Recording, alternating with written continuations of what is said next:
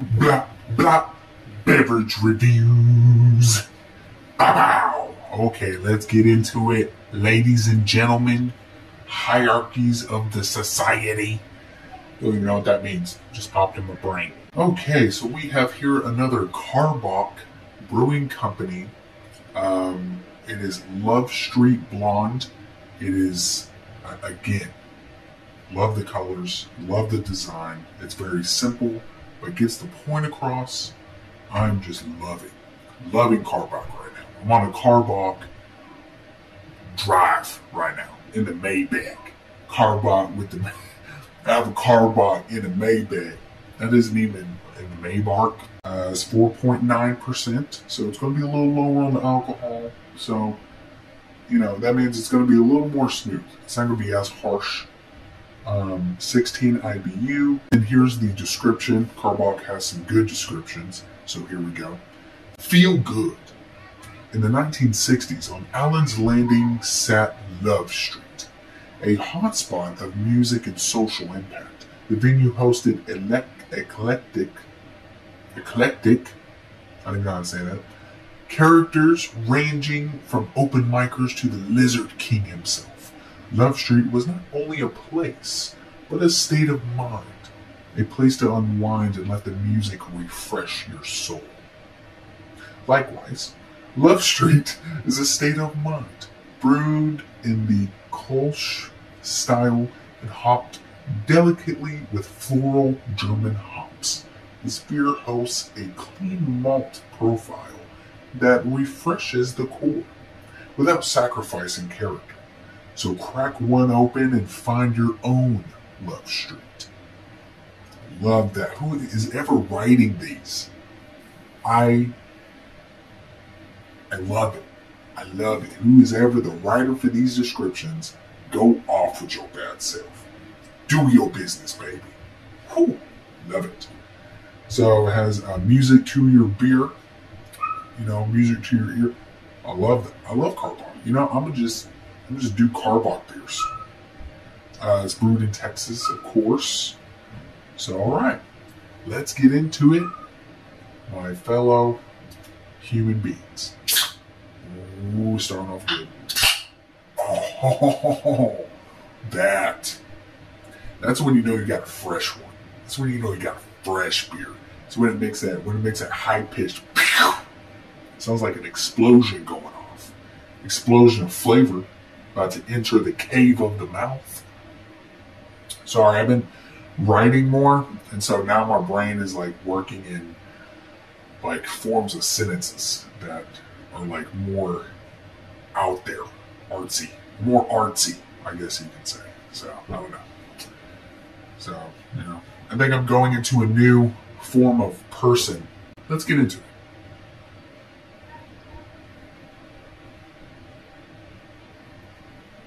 It starts off with a very poignant. I don't even know how to say that.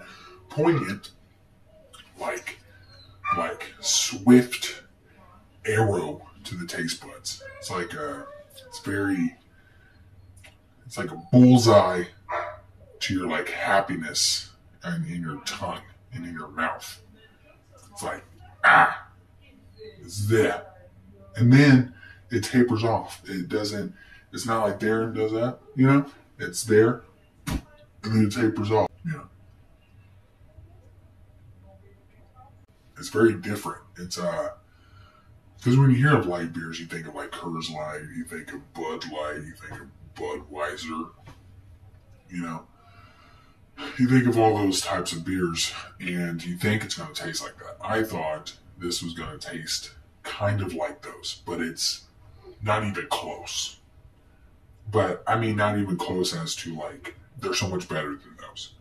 You know, and I'm not saying I like me a good Coors every now and then. I like me good.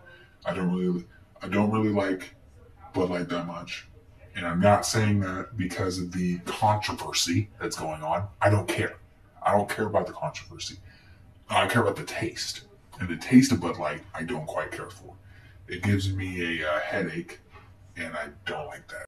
And then Budweiser, always think of it as like a grandpa beer. but I think that's only because my grandpa drank it, so that would make sense. But I always thought it would kind of, I don't know, it wasn't the best. You know, it was enjoyable. You know, it's like in rank of like very common beers. You know, it'd be like Bud Light, Budweiser, Coors. Coors I always thought was on the top of its game. You know, I like Coors. But the thing with Coors is, I know this is not about those beers, but I'm talking about it anyways, to give a contrast to this one. But with Coors, you have to drink it immediately after you get it out of the fridge. And that's the thing, because it's like the minute it gets any type of warm, you get it 2 minutes out of the fridge and it starts to taste like doo-doo. It starts to taste like you're drinking piss water. Like that's what it tastes like. But with this, I feel like if I left it out for like, you know, too long, you know, longer than you probably need to, it would probably still taste good because it has a very strong flavor. It's gonna keep driving along on Love Street. As I'm drinking it more, it's bothering me a little bit, but not too much. But I still like the initial. I think I've hit the point to where I know what it's gonna be like for the rest of it. And it's nice. It's nice. It's not like mind-boggling, but it's enjoyable. It's very quality. I can taste the quality in it. I will drink it again. I would definitely drink it again. So this is good. It's kind of like a very barbecue. If it was at, I can see this being at like a family reunion, you know.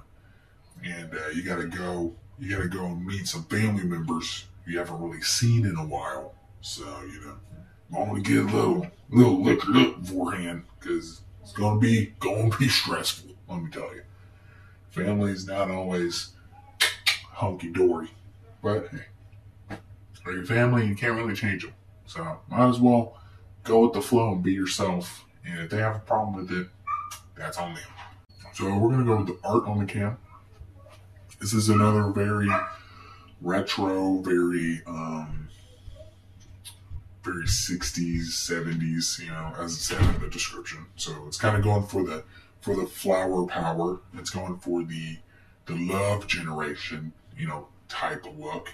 And it got that. It really hit it with the orange and the blue, the light blue, you know, and then the Love Street and with the flat. It just even has the peace sign in there.